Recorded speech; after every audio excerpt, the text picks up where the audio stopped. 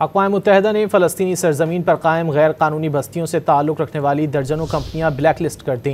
बैनुल-अक़वामी media reports के मुताबिक black list में शामिल कंपनियों पर इंसानी हुकूक़ की खिलाफ वर्जियों में मुलव्वस होने का इल्ज़ाम है।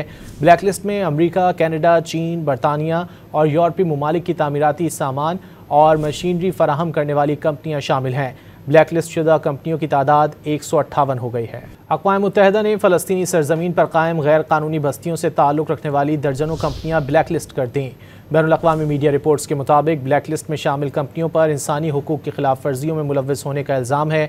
ब्लैक लिस्ट में अमरीका, कैनेडा, चीन, बरतानिया और यूरोपीय ममालिक की तामीराती सामान और मशीनरी फराहम करने वाली कंपनियां शामिल हैं। ब्लैक लिस्ट शुदा कंपनियों की तादाद 158 हो गई है। अक़वाम मुत्तहिदा ने फ़लस्तीनी सरज़मीन पर कायम गैर कानूनी बस्तियों से ताल्लुक़ रखने वाली दर्जनों कंपनियां ब्लैक लिस्ट कर दी।